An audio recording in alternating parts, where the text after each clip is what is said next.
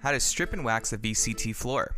Here's what you'll need: a scrubber, 24/7 floor finish, bare bones stripper or quick scrub, a mop head and a mop bucket, a fan, a wax bucket and a wax mop head, and PPE, including boots, gloves, and mask. All furniture and obstructions need to be moved.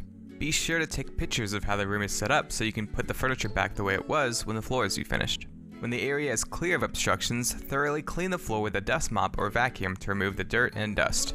Be sure to clean along the baseboards, door frames, and furniture that will remain in the room. Follow the instructions on the bare bones bucket to mix a solution of stripper and water and apply to the floor using a mop and bucket. Make sure that the stripping solution covers not only the tile floor but also the corners and edges. After the stripping solution is applied, let it set for 10 to 15 minutes. After waiting 10 or 15 minutes, begin to use the scrubbing machine to strip off the old finish. Be sure to use a 17-inch or 21-inch slow-speed floor scrubber with a black stripping pad. This process takes off the wax to the bare floor.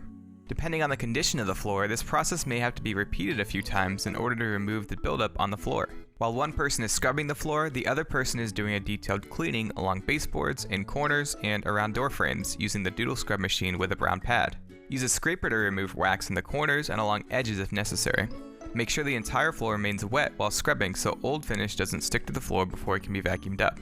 After the floor is clean from any solution, it's time to neutralize it and make it ready for waxing. Use an automatic scrubber or wet mop and wet vacuum to rinse the floor, then dry it with a fan. When the floor is completely dry, use a clean mop and apply a thin coat of floor finish to the floor.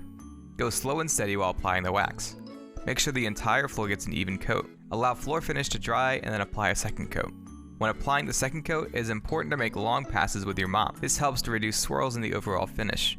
Again, slow and steady is the key. When applying the third coat of wax, it is important to mop in the opposite direction of the second coat. For example, if you went north to south on the second coat, then you would go east to west on the third coat. Continue to apply finish until you have 6 coats if the floor was stripped bare, or 3 coats if you use quick scrub to strip the floor. Allow the floor to cure 24 hours before moving any items onto it. After the floor is waxed and dry, put the furniture back the way it was.